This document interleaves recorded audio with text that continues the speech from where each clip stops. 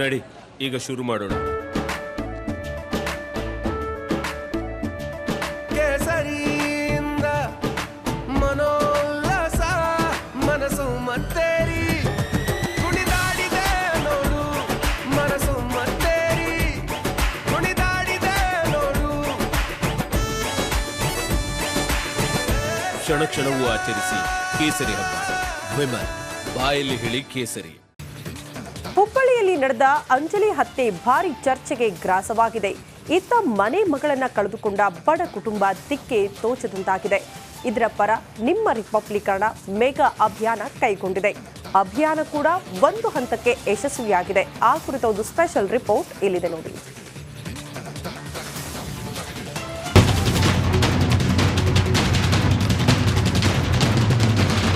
Photo ನೋಡಿ ಅದ್ರ ಕಣ್ಣೀರು ಬರುತ್ತೆ ಇಲ್ಲ ರೀ. ಗಂಡು ಮಕ್ಳಿಲ್ಲ ಮನೆಯಲ್ಲಿ, ಆದರೂ ಬೆಳಗ್ಗೆ ಬಂದು ಹೇಳ್ತಾರೆ ಮನೆ ಎಷ್ಟೊತ್ತಿದ್ರು ಖಾಲಿ ಮಾಡ್ಬೇಕು ನೀವು.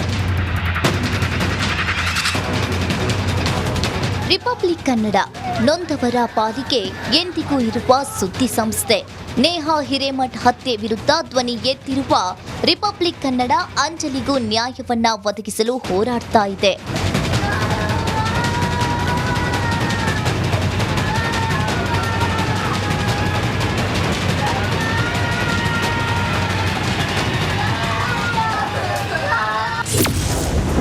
ಅಂಜಲಿಗೆ ನ್ಯಾಯ ರಿಪಬ್ಲಿಕ್ ಅಭಿಯಾನ. ಸೂರಿಲ್ಲ, ದುಡ್ಡಿಲ್ಲ, ಬದುಕೋದು ಹೇಗೆ?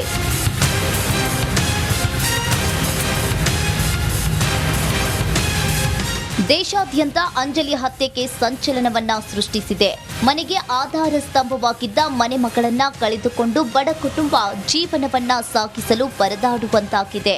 ಬಾಡಿಗೆ ಮನೆಯಲ್ಲೇ ಇಷ್ಟು ದಿನ ಕಾಲ ಕಳೆಯುತ್ತಿದ್ದ ಕುಟುಂಬ ಈಗ ಮನೆ ಖಾಲಿ ಮಾಡುವಂತಹ ಸ್ಥಿತಿ ಬಂದಿದೆ. ಹೀಗಾಗಿ ಅಂಜಲಿ ಕುಟುಂಬಕ್ಕೆ ನ್ಯಾಯವನ್ನ ಒದಗಿಸಲು ಧ್ವನಿ ಎತ್ತಿದೆ. 3000 ರೂಪಾಯಿ ಹಚ್ತೇನೆ ಅಂದ್ರೆ ಅದನ್ನು ಕಟ್ಟಿ ಬಾಡಿಗೆ ಇಡ್ತೇವಂದ್ರೆ ಇರಕ್ಕೆ ಕೊಡಾಕ್ತಿಲ್ಲ ರೀ ಅವರು. ಇವತ್ತು ಬೆಳಗ್ಗೆನ ಅಂದಾರ ಆಕಿನ ಫೋಟೋ ನೋಡಿ ಅದ್ರ ಕಣ್ಣೀರು ಬರುತ್ತೆ ಇಲ್ಲ ರೀ. ಗಂಡು ಮಕ್ಳಿಲ್ಲ ಮನೆಯಲ್ಲಿ, ಆದರೂ ಬೆಳಗ್ಗೆ ಬಂದು ಹೇಳಿದಾರೆ ಮನೆ ಎಷ್ಟೊತ್ತಿದ್ರು ಖಾಲಿ ಮಾಡ್ಬೇಕು ನೀವು. ಏನಾರಾಗಲಿ ಏನಾರ ಸಂಬಂಧ ಇಲ್ಲ. ನಿನ್ನೆ ಅಷ್ಟು ನಮ್ಮ ಮನೇಲಿ ಅಷ್ಟು ಒದ್ರಾಡತ್ತಾರಂತ ಎಲ್ಲ ಮಾಡತ್ತಾರಂತ ಒಬ್ಬರು ಬಂದಿಲ್ಲ. ಅಮ್ಮನೇ ಬಂದು ಅಲ್ಲೆಲ್ಲ ರಂಗೋಲಿ ಹಾಕತ್ತ ಏನಾಯ್ತು ಅಂತ ಬಾಯಿ ಕೇಳಿಲ್ಲ. ಹೆಂಗಿರ್ಬೇಕು ಇಂಥ ಮನೇಲಿ, ಹೆಂಗಿರ್ಬೇಕು? ಈಗ ಹೊರಗೆ ಹಾಕಿದ್ರೆ ಎಲ್ಲಿ ಹೋಗ್ಬೇಕಣ್ಣ ನಾವು? ಗಂಡು ಮಕ್ಳು ಅದಾರ, ಯಾರ ಗಂಡು ಮಕ್ಳು ಅದಾರ ಕರ್ಕೊಂಡು ಹೋಗ್ತಾರಪ್ಪ. ಎಲ್ಲರೂ ಇಟ್ಟು ಸಾಕ್ತಾರ, ನಮ್ಗೆ ಭಿಕ್ಷಾರ ಬೇಡರು ಸಾಕ್ತಾರ ಅನ್ನಕ್ಕೆ. ಗಂಡು ಮಕ್ಳಿಲ್ಲ, ಯಾರೂ ಇಲ್ಲ. ಹೆಣ್ಮಕ್ಳು ಎಲ್ಲಿ ಹೋಗ್ಬೇಕು? 3-4 ಮಂದಿ ಹೆಣ್ಮಕ್ಳು ಎಲ್ಲಿ ಹೋಗ್ಬೇಕು? ರಿಪಬ್ಲಿಕ್ ಅಭಿಯಾನಕ್ಕೆ ಶೆಟ್ಟರ್ ಅಭಿನಂದನೆ. ರಿಪಬ್ಲಿಕ್ ಕನ್ನಡ ಅಭಿಯಾನಕ್ಕೆ ಮಾಜಿ ಸಿಎಂ ಜಗದೀಶ್ ಶೆಟ್ಟರ್ ಅಭಿನಂದಿಸಿದ್ದಾರೆ.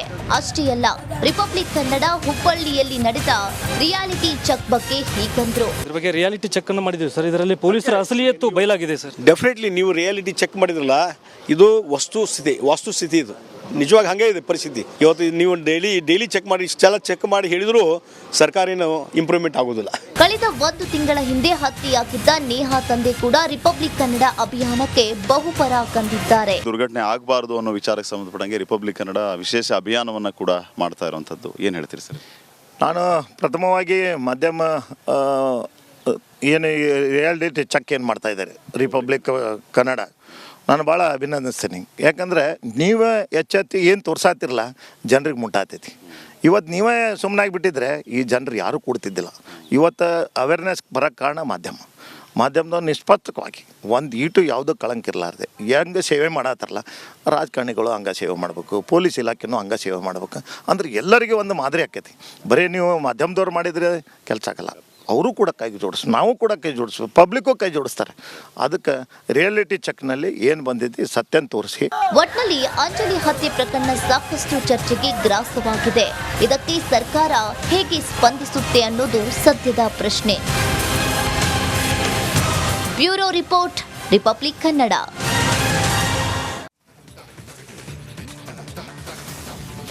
ಕೆಳದಿ ಶಿವಪ್ಪ ನಾಯಕ ಮಲೆನಾಡು ಕರಾವಳಿ ಭಾಗದ ಇತಿಹಾಸ ಪ್ರಸಿದ್ಧ ರಾಜಮನೆತನ. ಆದರೆ ಇಂಥ ರಾಜಮನೆತನದ ಶಾಸನವೊಂದು ಅನಾಥವಾಗಿ ಬಿದ್ದಿದೆ. ದುರಂತ ಅಂದ್ರೆ ಆ ಶಾಸನ ಈಗ ಕಾಲು ಸಂಕವಾಗಿ ಬಳಕೆ ಆಗ್ತಾ ಇದೆ. ಆ ಕುರಿತ ಒಂದು ರಿಪೋರ್ಟ್ ಇಲ್ಲಿದೆ ನೋಡಿ.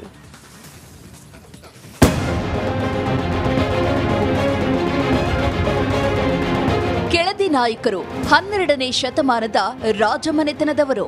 ಕರ್ನಾಟಕದ ಕರಾವಳಿ, ಮಲೆನಾಡು ಜಿಲ್ಲೆಗಳಲ್ಲಿ ಆಡಳಿತ ನಡೆಸಿದ ಮನೆತನ.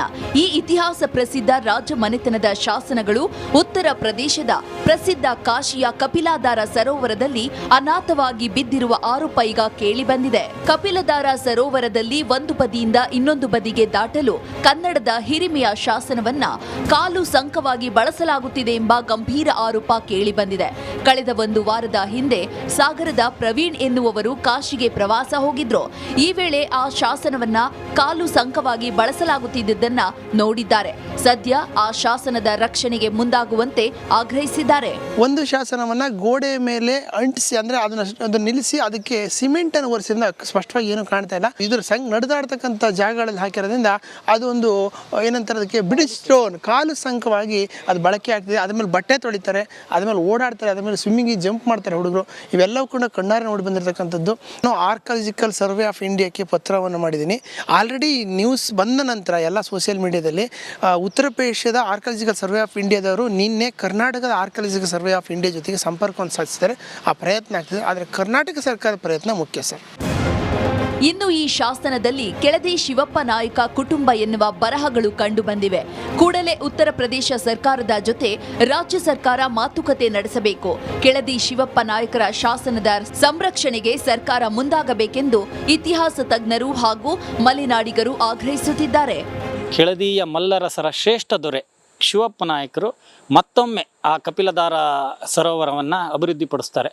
ಅದರ ಒಂದು ಶಾಸನವನ್ನು ಅಲ್ಲಿ ಹಾಕಿದ್ರು, ಆ ಕಾಲದಲ್ಲಿ ಹಾಕಿದ್ರು. ಇವತ್ತು ಅದು ಕಾಲಸುಂಕವಾಗಿದೆ. ನಮ್ಮ ಆಗ್ರಹ ಭಾರತೀಯ ಪುರಾತತ್ವ ಇಲಾಖೆಗೆ ಇದನ್ನು ಸಂರಕ್ಷಿಸಬೇಕು ಅನ್ನೋದು ಒಂದು. ಶಾಸನವನ್ನು ನಮ್ಮ ಕರ್ನಾಟಕ ಸರ್ಕಾರಗಳು, ಪ್ರಾಚ್ಯ ಇಲಾಖೆ ಕಾಪಾಡಬೇಕು ಹಾಗೂ ಕೆಳದಿ ಒಂದು ಸಾಮ್ರಾಜ್ಯಕ್ಕೆ ನ್ಯಾಯ ಕೊಡಿಸಬೇಕು. ಮಲೆನಾಡು ಕರಾವಳಿ ಭಾಗದ ಮೂಲಗಳು ಬತ್ತಿ ಹೋಗಿದೆ. ಎಲ್ಲೆಲ್ಲೂ ನೀರಿನ ಹಾಹಾಕಾರ ಶುರುವಾಗ್ಬಿಟ್ಟಿದೆ. ಆ ಜಿಲ್ಲೆಯಲ್ಲಿ ಈಗ ನೀರಿನ ಸಮಸ್ಯೆ ತೀವ್ರವಾಗಿದ್ದು ಕಾಲೇಜು ವಿದ್ಯಾರ್ಥಿಗಳಿಗೆ ರಜೆ ನೀಡಲಾಗಿದೆಯಂತೆ. ಯಾವುದು ಆ ಜಿಲ್ಲೆ, ಅಲ್ಲಿರುವಂತಹ ಪರಿಸ್ಥಿತಿ ಏನು, ಆ ಕುರಿತ ಒಂದು ವರದಿ ಇಲ್ಲಿದೆ ನೋಡಿ.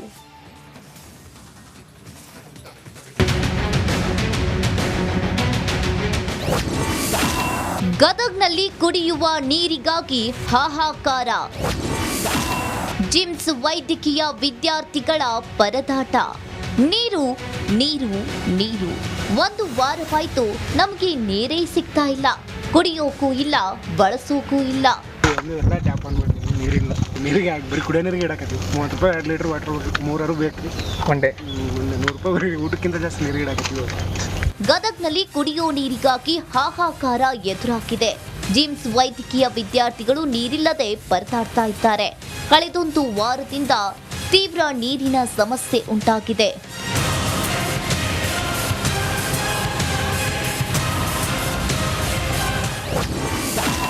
ನೀರಿಲ್ಲದ ಕಾರಣಕ್ಕೆ